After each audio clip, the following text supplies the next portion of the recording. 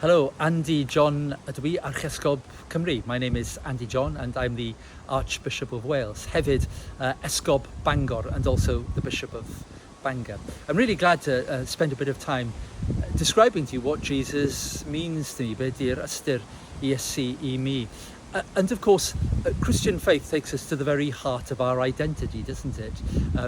For me, my faith is the very bedrock of who I am. I can't imagine not being a Christian first and foremost, not essentially a priest, not essentially a bishop, less still an archbishop, a Christian first and foremost. And that takes me back to the time when I first came to understand that Jesus Christ was the saviour of the world.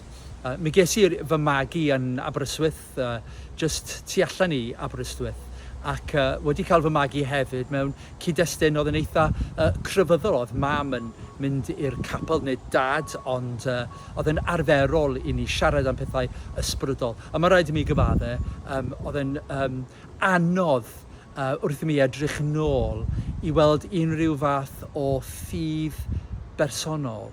So despite having had a Christian upbringing, I can't say that Christ was ever real to me. In fact, I did everything within my power to try and avoid going to chapel on Sundays. But then something really quite important happened to me, which is I found myself in the company of Christian people on a holiday.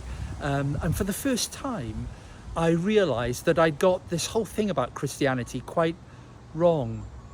I thought that they were the ones who were the losers, and I realised that I was. I realised that they had something that I lacked. A dwi'n cofio yn awr am y tro cynta, mewn modd oedd yn real ac yn sylweddol, nes I weddio at yr Iesu ac gofyn I mam, ydy'n bosib I mi ddod hefyd heno I fynd i'r eglwys Sant Mihangel Aberystwyth. And from that moment, that's when my Christian life really began, when Jesus was real. Early steps along the way, of course, people would talk to me about the Bible and about things that were new to me. I can recall somebody saying, what did I think about Romans? Well, I had no idea what Romans was. What was Romans? Romans, of course, a book in the Bible.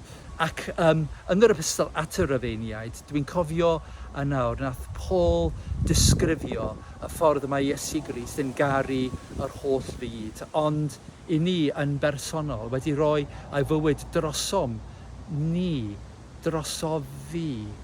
And so it was something that arose and began in me and then became the very bedrock of my life. I fully intended to become a solicitor. My brother was reading law and we were going to become John and John Aberystwyth. But somewhere along the way, I found something stirring inside of me and realised that God was calling me to make the faith that I had real in a different way, to share it ministerially, to belong to Him in a very particular way. But of course, without Jesus, there is no ministry. Without the Saviour, there is nothing that really I can share with anyone. It's very easy for us to think of ministry because one is a bishop or an archbishop in terms of the tasks that we have to do, the committees on which we sit and the tasks that are seemingly never ending. But at the beginning of each day, I want to begin my life with God, with prayer.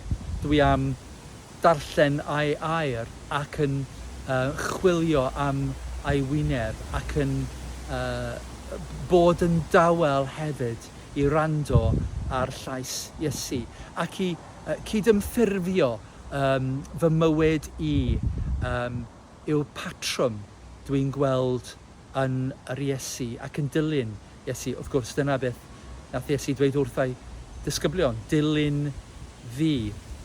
Felly, reit ar canol fy mywyd I ydy'r perthynas bersonol.